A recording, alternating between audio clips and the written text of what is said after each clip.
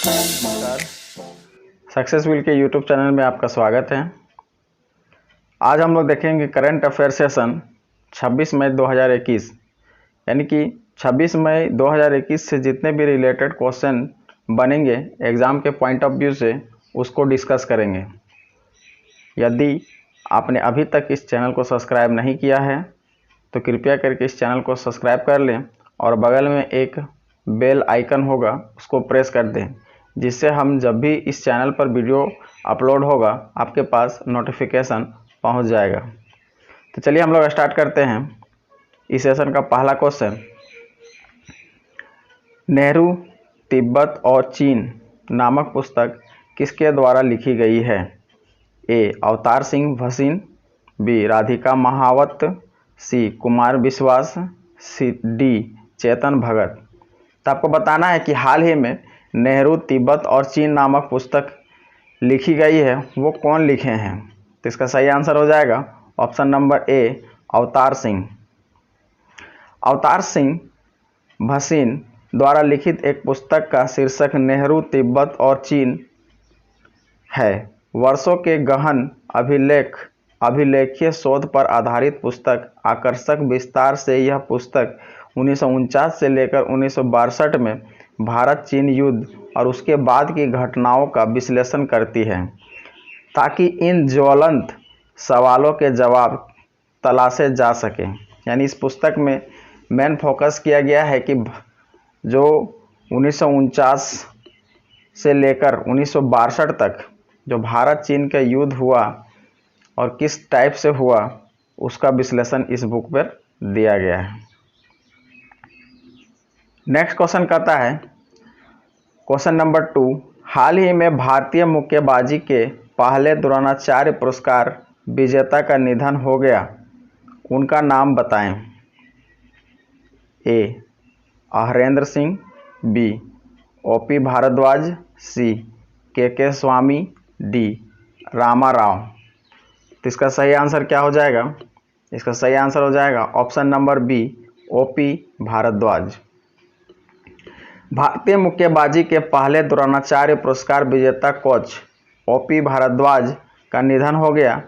उन्हें भालचंद्र भास्कर भागवत कुश्ती और ओएम नाम्बियार एथलीट के साथ संयुक्त रूप से कोचिंग में सर्वोच्च राष्ट्रीय सम्मान दिया गया है, जब इसे 1985 में पेश किया गया था। तो आप इस पिक्चर में देख सकते हैं, ये हैं OP Bhardwaj. Next question number 3 कहता है, रिजर्व बैंक इनोवेशन हब के सीईओ किसे नियुक्त किया गया है? A. Sunil Kumar, B. Rajesh Singh, C. Rajesh Bansal, D. Rajesh Bans Yadav. तो इसका सही आंसर हो जाएगा option number C, Rajesh Bansal. Reserve Bank Innovation Hub RBIH के बोर्ड ने राजेश बंसल को RBIH का मुख्य कार्यकारी अधिकारी CEO नियुक्त किया है। RBIH ने एक बयान में कहा, reserve Bank Innovation hub fintech अनुसंधान को बढ़ावा देने और नवोन्मेषकों और स्टार्टअप के साथ जुड़ाव की सुविधा के लिए आंतरिक बुनियादी ढांचे का विकास करेगा। आप इस पिक्चर में देख सकते हैं, ये हैं हमारे राजेश बंसल, जो कि RBIH के बोर्ड के CEO हैं। क्वेश्चन नंबर 4 कहता है, 2021 का टेम्पल्टन पुरस्कार किसने जीता है? यानी 2021 का टेम्पल्टन पुरस्कार किसने जीता है? ए. Jennifer Joseph, B. हिनारिया ग्रे, सी. जेनी जोरोमन, डी. Jane Goodall. तो इसका सही आंसर हो जाएगा option number D, Jane Goodall. प्रकृतिवादी जेन गुडवाल को जानवरों की बुद्धि और मानवता पर उनके जीवन के काम की मान्यता में टेम्पल्टन पुरस्कार के 2021 विजेता के रूप में घोषित किया गया है। गुडवाल ने 1960 के दशक में तंजानिया में चिंपैंजी के अपने अभूतपूर्व अध्ययन पर अपनी वैश्विक प्रतिष्ठा बनाई है। ये हैं जैन गुडवाल। क्वेश्चन नंबर 5 कहता है विश्व कछुआ दिवस किस तिथि को मनाया जाता है? ए 21 मई, बी 22 मई, सी 23 मई, डी 24 मई। तो इसका सही आंसर क्या हो जाएगा? ऑप्शन नंबर सी 23 मई।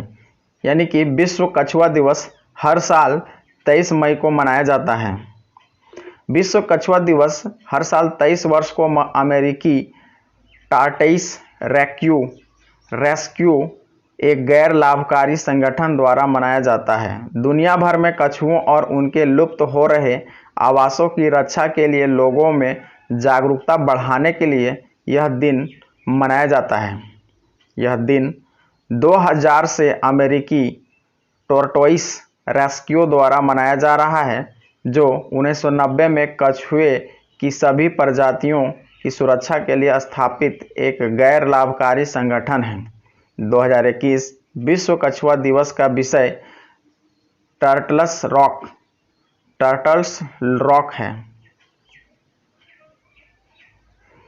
क्वेश्चन नंबर 6 कहता है India and Asian geopolitics the past present नामक पुस्तक किसने लिखी है? A Shivshankar Menon, B Shivshankar Hari, C Shashi Tharoor, D गुडोल्डे। तो इसका सही आंसर हो जाएगा option number A Shivshankar Menon. Shivshankar Menon ने India and Asian geopolitics the past present नामक पुस्तक लिखी है। वह प्रधानमंत्री के राष्ट्रीय सुरक्षा सलाहकार और विदेश सचिव थे। अपनी नवीनतम पुस्तक में भारत ने अतीत के कई भू राजनीतिक तूफानों का सामना कैसे किया, इसकी कहानी बताने के लिए इन चरणों को उनके ऐतिहासिक संदर्भ में खोज रहे हैं। तो ये जो पिक्चर में दिख रहे हैं ये हैं शिवशंकर मेनन। क्वेश्चन नंबर 7 कहता है FIH के नए अध्यक्ष कौन बने हैं? A Amitabh Chaudhary, B Narendra Batra, C Shashi Kesari, D Shankar Singh. तो इसका सही आंसर क्या हो जाएगा? Option number B Narendra Batra. Narendra Batra को लगातार दूसरे कार्यकाल के लिए अंतर्राष्ट्रीय हॉकी महासंघ FIH के अध्यक्ष के रूप में फिर से चुना गया है। वह FIH की वर्चुअल 47वें कांग्रेस के दौरान चुने गए, जहां उन्होंने बेल्जियम हॉकी महासंघ के प्रमुख मार्क कॉर्डन को केवल 2 मतों से हराया। वह 2024 तक पद संभालेंगे क्योंकि FIH ने कार्यकाल को 4 से घटाकर 3 साल कर दिया है। क्वेश्चन नंबर 8 कहता है international day to end obstructive fistula हर साल किस तिथि को मनाया जाता है? International day to end obstructive fistula हर साल किस तिथि को मनाया जाता है? ए 21 मई, बी 22 मई, सी 23 मई और डी 24 मई। तो इसका सही आंसर हो जाएगा ऑप्शन नंबर सी 23 मई। हर साल एक संयुक्त राष्ट्र UNA international day to end obstructive fistula 2013 से 23 मई को मनाया जाता है, ताकि ऑब्स्ट्रैक्टिव फिस्टुला एक ऐसी स्थिति जो विकासशील देशों में बच्चे के जन्म के दौरान कई लड़कियों और महिलाओं को प्रभावित करती है, के इलाज और रोकथाम की दिशा में कार्यवाही को बढ़ावा दिया जा सके।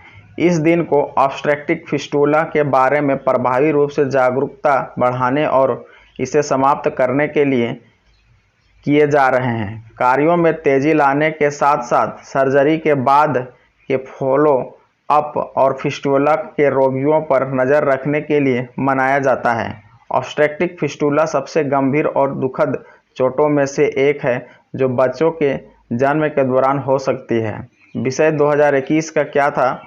Women's rights are human rights in fistula now.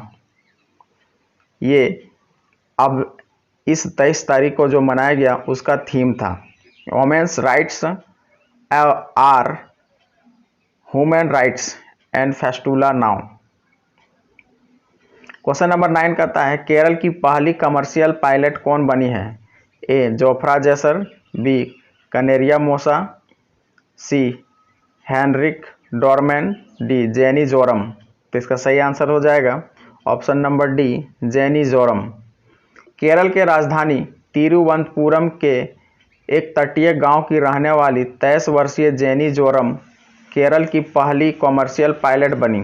Joram ने अपनी पहली commercial flight air Arabia G9 449 को शारजाह से तिरुवनंतपुरम तक के लिए अपनी पहली उड़ान भरी। 12वीं की पढ़ाई करने के बाद जेनी अपनी बचपन के सपने को साकार करने के लिए एक विमान अकादमी में शामिल हुई थी। जेनी के पिता जोरम ब्रिटिश कंपनी लैम्प पैरल एंड फैमिली में एक फैब्रिकेशन मैनेजर के तौर पर काम करते हैं और माता पिता जेनी और उनके भाई दोनों पिछले 25 सालों से सऊदी स्थित अजमान में रहते हैं। क्वेश्चन नंबर 10 कहता है किस देश ने वैश्विक न्यूनतम कॉर्पोरेट कर दर 15% प्रस्तावित की है? ए अमेरिका, बी भारत, सी चीन, डी जापान। तो इसका सही आंसर हो जाएगा option number A America. America के ट्रेजरी विभाग ने हाल ही में घोषणा की कि अंतर्राष्ट्रीय निगमों को अपनी कमाई पर कम से कम 15% कर का भुगतान करना चाहिए।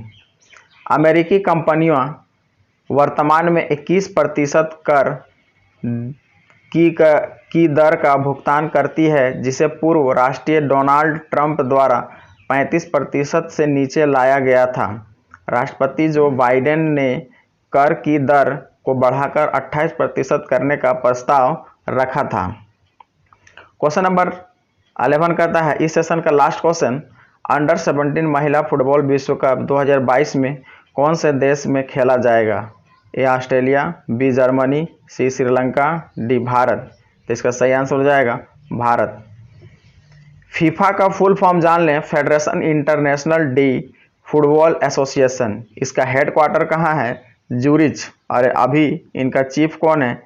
जियानी इन्फांटिनो। तो इस सेशन में हम लोग टोटल 11 क्वेश्चन देखें और 11 क्वेश्चन आगामी एग्जाम के लिए इंपॉर्टेंट है, इसलिए इस वीडियो को लास्ट तक देखें और ज़्यादा से ज़्यादा शेयर करें जिससे औरों को फ़ायदा मिल सके। धन्यवाद।